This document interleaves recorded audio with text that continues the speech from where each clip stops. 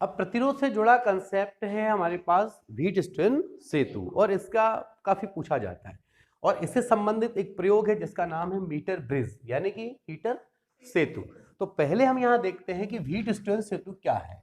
Wheatstone सेतु है ना, proof करने की आवश्यकता यहां है नहीं। देखो व्हीटस्टोन सेतु कुछ नहीं है, यहां पे आपको एक तार दी गई है जिसका प्रतिरोध आपको ज्ञात करना है, उसके लिए यूज होता है ये कंसेप्ट, पहली बात।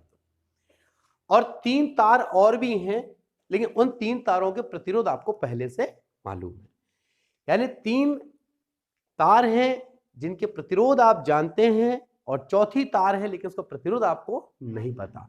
उन 3 तारों की सहायता से चौथे का प्रतिरोध ज्ञात करना चाहते हैं, उसके लिए बना हुआ है कौन सा कंसेप्ट, व्हीटस्टोन सेतु। तो इसमें समझना है कि व्हीटस्टोन क्यों है, क्योंकि वैज्ञानिक का नाम है। सेतु शब्द क्यों जुड़ा है, क्योंकि जैसे पुल के 2 सिरे होते हैं ना, यहां भी एक ब्रिज के 2 सिरे बनने वाले हैं। होता क्या है, इस बात को समझना है। आप 4 प्रतिरोध हैं, चारों को आप एक चतुर्भुज की 4 भुजा के रूप में आप कल्पना करो। मान के चले कि ये एक प्रतिरोध P है, ये प्रतिरोध Q है, ये प्रतिरोध R है, ये प्रतिरोध S है, P Q R S। अब इसमें एक विकर्ण, देखो 2 विकर्ण होते हैं कि नहीं, तो आप एक विकर्ण के बीच में बैटरी और एक कुंजी रख लें आप केवल, ठीक है। एक विकर्ण जो है उसके बीच में क्या रख लें हम, बैटरी, और देखेंगे क्वेश्चन यहीं से जनरेट होने वाले। तो दूसरा विकर्ण ये जो है, यहां पर एक धारा मापी और यहां पर भी एक कुंजी, और एक यहां होता है जॉकी जे। अब कैसे होगा ये आपको समझ आएगा कहां पे, मीटर सेतु में समझ आएगा। अभी आप इतना बस पता रखें कि ये कनेक्शन है, ये कनेक्शन जोड़ा। तो एक विकर्ण से क्या जोड़े आपने, बैटरी और कुंजी, दूसरे विकर्ण से क्या जोड़े आपने, ठीक है। अब यहां ये माना गया है, व्हीटस्टोन सेतु ये कहता है कि आपके पास कौन सी स्थिति हो, और संतुलन की स्थिति का मतलब क्या है, पहली बात तो ये क्लियर हो। देखें, जब आपने बैटरी से केवल कुंजी को ऑन करके आपने धारा प्रवाहित की, तो ये धारा पहुंची यहां और यहां, ठीक। जब इससे कुछ धारा यहां आएगी और कुछ धारा कहां आएगी, तो इस धारा मापी में भी तो धारा बहेगी ना, तो उस धारा मापी से प्रवाहित धारा क्या होना चाहिए, 0 होना चाहिए। इसके लिए आपको किरचॉफ के 2 नियम पता होना चाहिए। कौन से, किरचॉफ का पहला और दूसरा, ठीक है। लेकिन इसको प्रूफ करने के लिए इसकी आवश्यकता पड़ती है, पर प्रूफ हमको अभी करना नहीं है, हमको डायरेक्ट देखना है। संतुलन की स्थिति का मानना मतलब है कि कैपिटल जी बराबर, कैपिटल जी में ऐसा लिखो, IG 0 होना चाहिए। IG 0 होने का मतलब है कि धारा मापी से प्रवाहित धारा, ये बोले संतुलन की स्थिति में। तो एक आपका सिरा ये बन गया और एक सिरा आपका ये बन गया, तो बन गया एक पुल, ब्रिज बन गया, ठीक।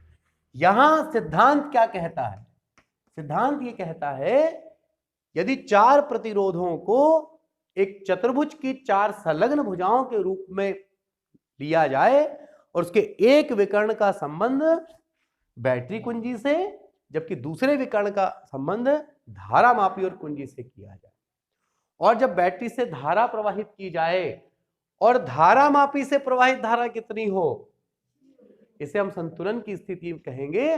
और इस स्थिति में 2 संलग्न प्रतिरोधों का अनुपात, 2 संलग्न मतलब जुड़े हुए प्रतिरोध, तो मान लेता हूं इस बिंदु से P और Q क्या है, 2 संलग्न प्रतिरोध हैं, उनका जो अनुपात है वो शेष 2 प्रतिरोध, शेष यानी कौन से बच्चे, शेष 2 प्रतिरोधों के अनुपात के, यानी P/Q is equal to R/S। यह है व्हीटस्टोन सेतु का सिद्धांत। और हम मान के चले कि S जो था वो कौन सी तार है, वो है अज्ञात प्रतिरोध वाली तार है। इस अज्ञात प्रतिरोध वाली तार का अगर प्रतिरोध ज्ञात करना है, तो आपको ये जो 3 जो मैं सर्कल कर रहा हूं, ये क्या होना चाहिए, ये ज्ञात। तो तो मैंने वही तो कहा कि तीन तार हैं जिनके प्रतिरोध आपको ज्ञात है और चौथे का क्या है, अज्ञात है। तो इस फार्मूले में 3 का रख के चौथे का आप ला सकते हैं।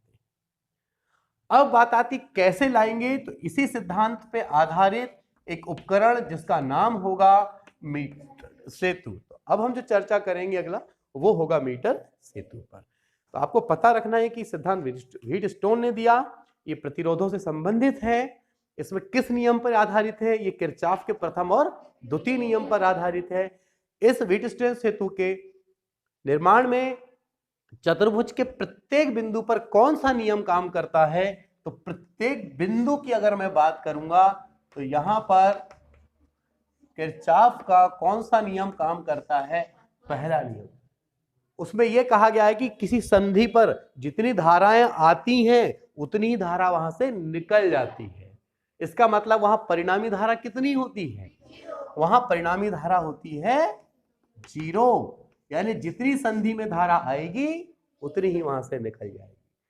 कई बार एग्जाम में एक डायग्राम के माध्यम से क्वेश्चन बनाता है, ये पॉइंट्स है,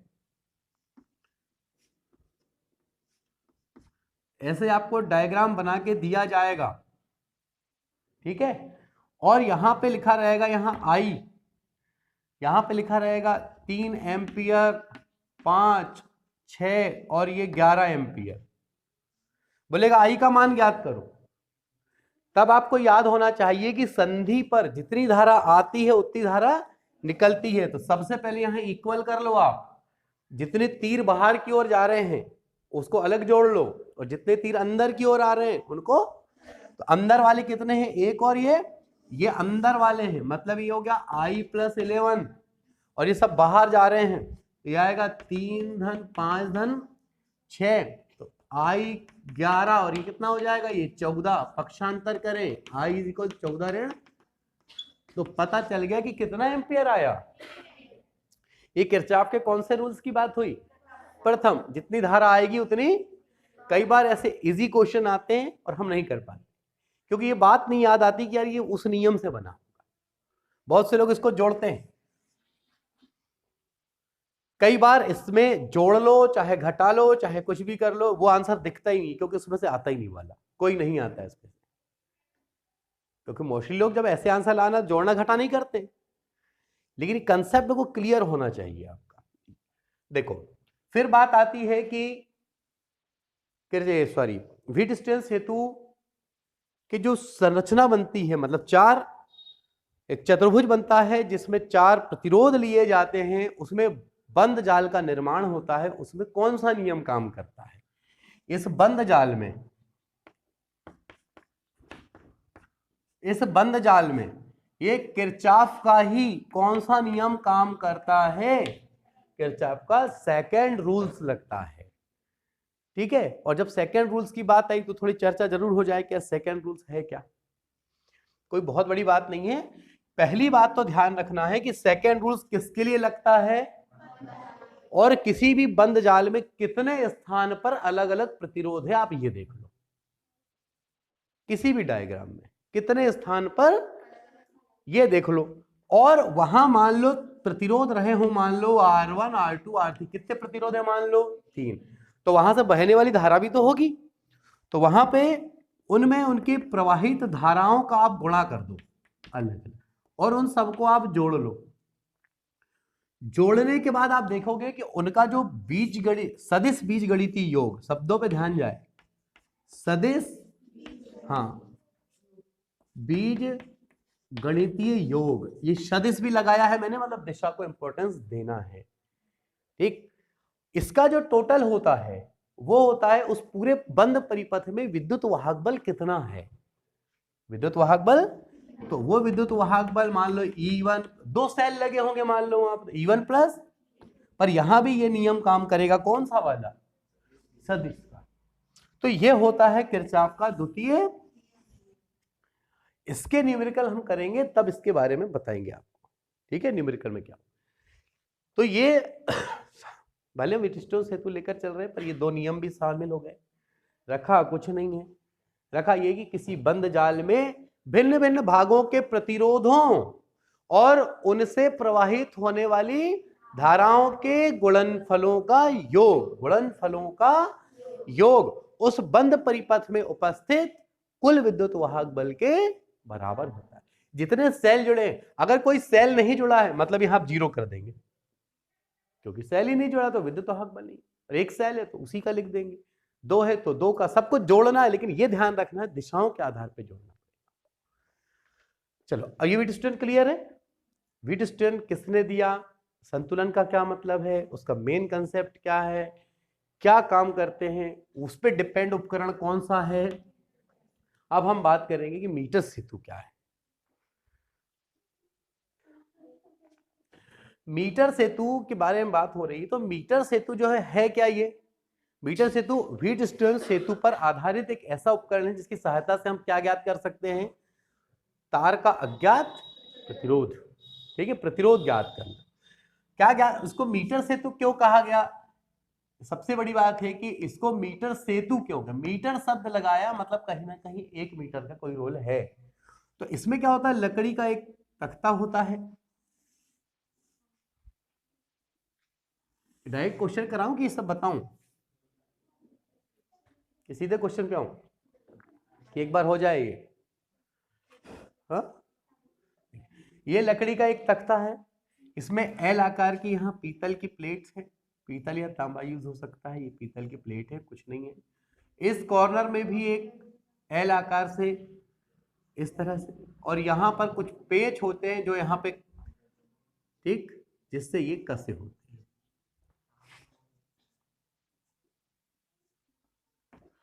और बीचों बीच में एक प्लेट और होगी, सामान्य सी आयताकार प्लेट। ये तख्ता जो है वो लकड़ी का है पहले, है ना, और इसमें ये सिस्टम, और इन सब में जितनी जगह दिख रही है ये स्क्रू है, हम स्क्रू खोल करके कोई भी तार वहां लगा के फिर से हम उसको कस सकते हैं, देखा हुआ है।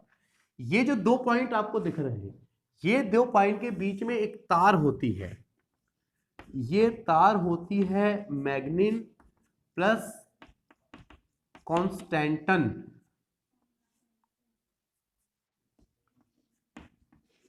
कॉन्स्टेंटन ये मिश्र धातु की होती है। ठीक है, किसी सामान्य एक धातु का यूज इसलिए नहीं करते हैं क्योंकि वो सामान्य एक धातु का अगर यूज करेंगे ना हम, तो क्या होगा, उसमें ऊष्मा पा करके क्या होता, प्रसार होता है, और ऊष्मा पा के प्रसार होगा तो ये लेंथ जो हम 1 मीटर की लेके चल रहे हैं ये डिफर होगी, और ये डिफर होगी तो प्रयोग हमारा सही आंसर नहीं देगा। तो ये तार लेते हैं हम किसकी, मैग्नीन और कॉन्स्टेंटन जैसे पदार्थ की तार लेते हैं। इसमें अब क्या करना है, इस पूरे सिस्टम को लेके चलना है, व्हीटस्टोन सेतु पे डिपेंड ही होके चलना है। ठीक है, उसमें 4 भाग थे, इसमें भी 4 भाग होंगे। उसमें बैटरी और एक कुंजी थी, इसमें भी होगा। वहां पे धारा मापी और एक कुंजी था, इसमें भी होगा। ये तो कंफर्म बात हो गई। अब देखो करते क्या है अपन, सबसे पहले यहां पर लगाया जाता है एक रेजिस्टेंस बॉक्स। ठीक, ये रेजिस्टेंस बॉक्स लगाया जाता है। रेजिस्टेंस बॉक्स हमने देखा हुआ है, ठीक, उसके 2 सिरे होते हैं।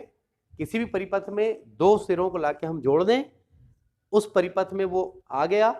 लेकिन कितना प्रतिरोध आया है, अगर कोई भी नट वहां पे नहीं निकला है, इसका मतलब कि आपने अभी प्रतिरोध नहीं लगाया है। उसमें से लिखा रहता 10 ओम, 20 ओम, 50 ओम। अगर आपने 10 ओम का निकाल दिया, मतलब अब उस परिपथ में 10 ओम का प्रतिरोध यूज हो चुका है ना। अपनी मर्जी से कितना प्रतिरोध लगाना है हम यहां पे लगा सकते हैं। ठीक है, अच्छा, यहां पे लगाओ उस तार को, ये मान ले P है, ये है PQR, और A है S जिसको आप ज्ञात करना चाहते। तार दिया प्रैक्टिकल में, आपको ले लिया और आपने लगा दिया है। ठीक है, अब 2 भाग गया, अब बचा कौन, P और Q। तो बात को समझना है, वहां पर जो हमारे 4 भाग थे,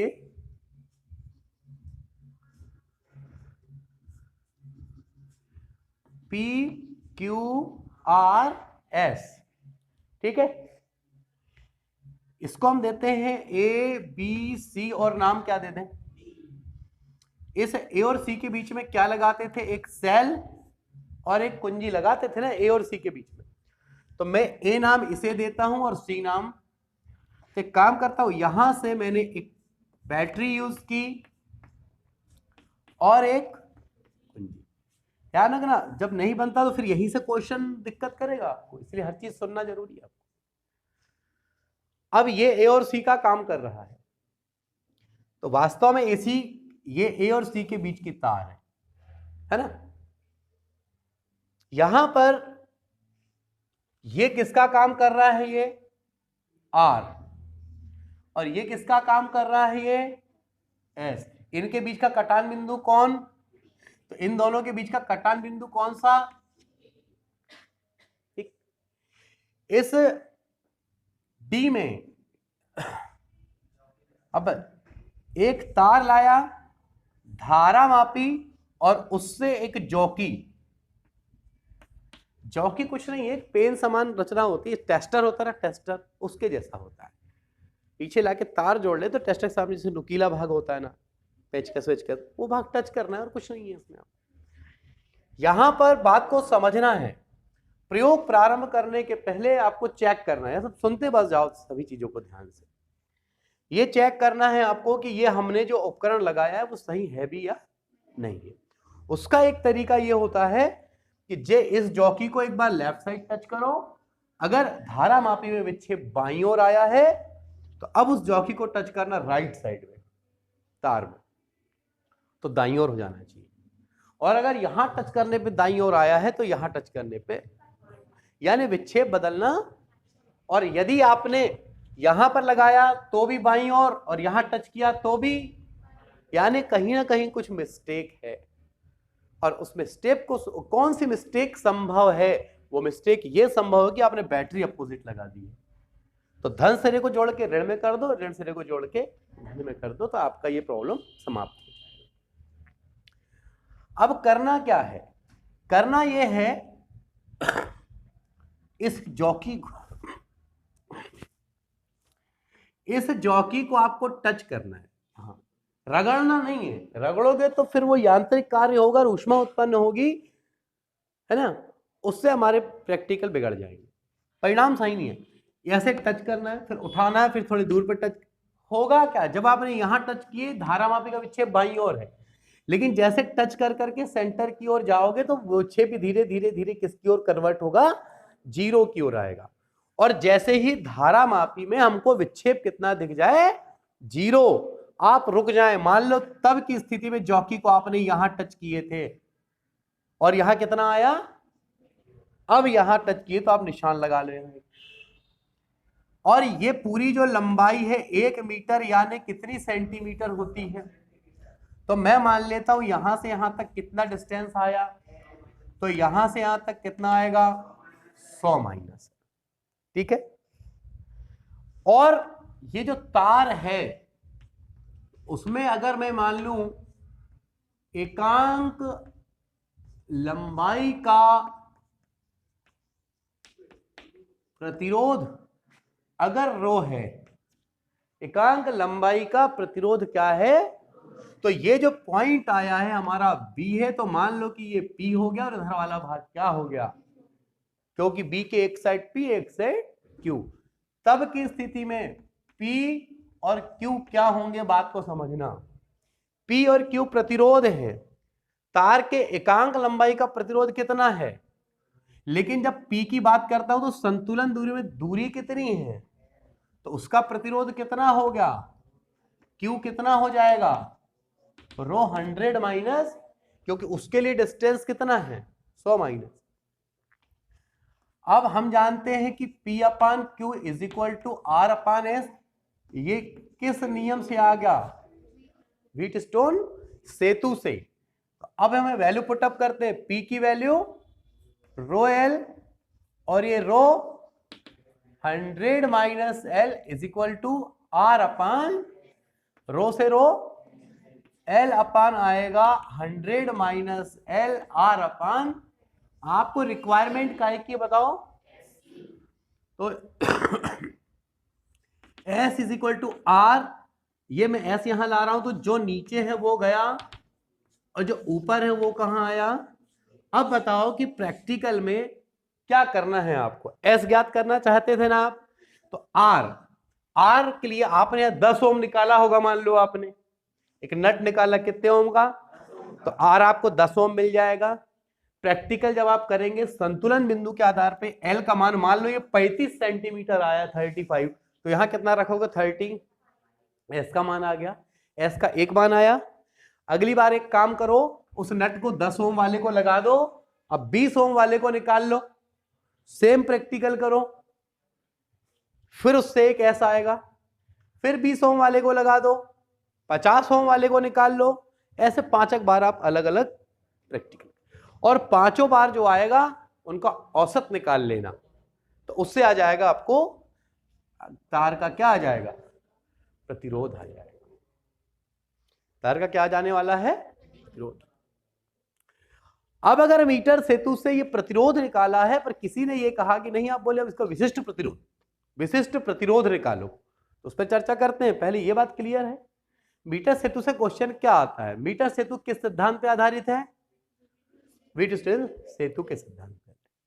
इसे संतुलन की स्थिति में कब माना जाएगा, जब धारा मापी से प्रवाहित धारा शून्य होगी। ठीक है, इसमें यह बताना है कि किस तार का उपयोग होता है, मैग्नीन और कांस्टेंट। प्योर धातु का उपयोग क्यों नहीं होता, क्योंकि ऊष्मा पाकर ये प्रसार करेगी, ढीली पड़ जाएगी, तो हमारे परिणाम सही नहीं आएंगे। दूसरी बात, इसमें जब कभी एक ही दिशा में, जब कभी जॉकी को बाईं और दाईं ओर टच करने पर, स्पर्श करने पर एक ही दिशा में विक्षेप उत्पन्न होता है, अर्थात इस समाधान के लिए आप क्या करेंगे, बैटरी के सिरों को चेंज कर देंगे। ठीक है, फिर आप देखेंगे कि मीटर सेतु में संतुलन बिंदु बनाए रखने, लाने के लिए किसका उपयोग किया जाता है, जॉकी का उपयोग किया जाता है। ठीक है, क्या उसमें लिखा जाएगा कि मीटर सेतु में संभव है एक विकर्ण में बैटरी और कुंजी, दूसरे विकर्ण में धारा मापी कुंजी। अगला पॉइंट, पहले विकर्ण में कुंजी, धारा मापी और सेल तीनों जो, यानी मेरा क्वेश्चन बताने का यह मतलब है कि आपको परफेक्शन के साथ पता हो कि दोनों विकर्ण में अलग अलग कंसेप्ट है। एक में हमको बैटरी लगाना है और दूसरे में हमको धारा मापी। धारा मापी और बैटरी दोनों को एक जगह नहीं लगा सकते आप, तो दूसरा वो संतुलन आएगा कहां से, कभी नहीं आने वाला संतुलन, ये ध्यान रखना आपको।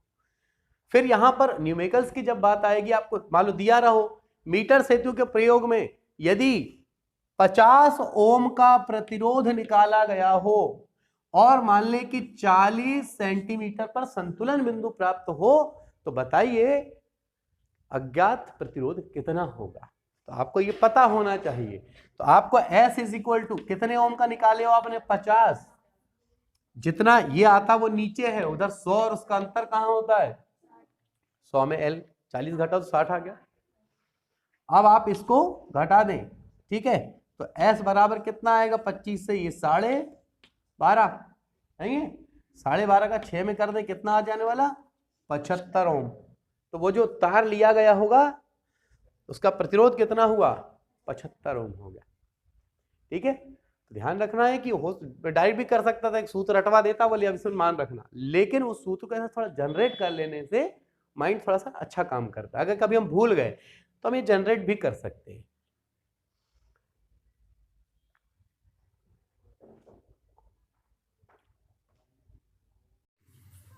सर्किट में उपयोग में आने वाले जो प्रतिरोध होते हैं जिन्हें हम कहते हैं कार्बन कोट। ठीक है, कार्बन कोट का यूज इसलिए किया जाता है जैसे जिसका अल्प प्रतिरोध होगा।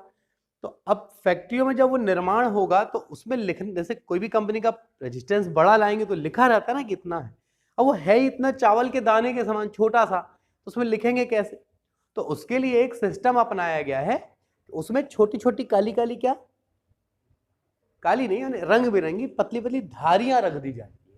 उन पतली धारियों को देख करके हम ये समझ जाते हैं कि इसका प्रतिरोध कितना होगा। लेकिन बात आती है कि उसको कैसे समझेंगे, उसका अपना एक कंसेप्ट होगा। अब बात को समझना है, उसके लिए आपको एक कोड याद रखना है, B Roy of Great Britain has very good wife, very good wife, ये तो खैर उसी को पता, बोलना अलग बात है। बीबी रॉय ऑफ ग्रेट ब्रिटेन, यानी ग्रेट ब्रिटेन का जो बीबी रॉय है, हैज वेरी गुड वाइफ, यानी उसके पास बहुत अच्छी पत्नी है। तो इस बी का मतलब है ब्लैक, यानी काला। इस बी का मतलब है ब्राउन। इस आर का मतलब है, इस जी का मतलब ग्रीन। इस बी का मतलब ब्लू। इस वी का मतलब वॉयलेट। इस जी का मतलब एक कैपिटल जी बना दो इसे, ग्रे। और डब्लू का मतलब, कलर कितने आए पहले एक देख लो, 1 2 3, ये ऑफ का, हाँ, ROY में इस O का और इसका, ये आएगा ऑरेंज, और Y में आएगा। तो ये हो गया 1 2 3 4 5 6 7 8 9, ये 10। लेकिन इनको स्टार्ट करते हैं 0 से, सही मायने में, यानी 10 ये काउंटिंग में हुआ, ठीक है। लेकिन इसको स्टार्टिंग कहां से करना, आप इसकी 0 से स्टार्टिंग कर देता हूं मैं इसकी, यानी 0 1 2 3 4 5 6 7 8 9, ठीक है। चलो, अब बात आती है यहां पर, जैसे मान लो पट्टियां दी हुई हैं आपको 4 कलर, करना क्या है पहले इस बात को समझ लें। तो यहां पर लेंगे n m into 10⁻⁷ plus minus, इसको दे देता हूं मैं r। चलो, अब इनका मतलब मैं समझा देता हूं आपको, क्या हुआ। हाँ, चलो देखिए, अब यहां कैसे लाना, बहुत सो सिंपल है, समझना बात को। अब जैसे हम पहले लिख लें कि यहां पर है मान लो रेड, और 4 पट्टी बनी हुई है पतली पतली, ऐसे ऐसे करके 4 छोटी सी, रेड ऑरेंज, और मान लें कि फिर बना है क्या, ग्रीन, और फिर गोल्ड। कितने कलर के हैं, पतला सर 4 कलर का ही। तो बहुत सिंपल तरीका है, सबसे एन और एम का मतलब समझ लेना। ये जो पहले रेड और क्या है, रेड है, तो रेड आपके पास कौन से नंबर पे आया, तीसरे पे, लेकिन वो जिस नंबर पे आता उससे कम, यानी कि 2। तो ये एन वहीं से आया भाई, इसके लिए 2। एम किसके लिए आएगा, उसके जस्ट बाजू वाले के लिए। ऑरेंज का ओ कितना हो गया आपका, 3, ये हो गया 23 गुणित 10 पर एल की पावर, तो तीसरा ग्रीन है, ग्रीन के लिए कितना था, गौर से देखें यहां पे 5, तो इस पे कितने की पावर आ गई, और प्लस माइनस। अब बात को समझना, अगर आपके पास सिल्वर हो तो 10%, गोल्ड हो तो 5%, कोई नहीं होगा तो 20%।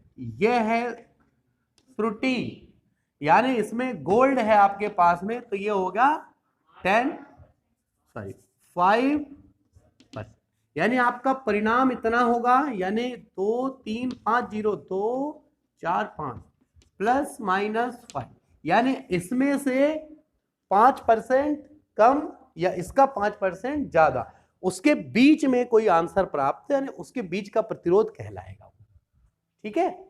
यानी ये हो गया सेंटर है उसका। अब इसे हल्का सा कम या हल्का से, पर मूलभूत हम इसको मानेंगे। तो 4 कलर से इस कोड के माध्यम से आप ऐसे निकाल सकते हैं।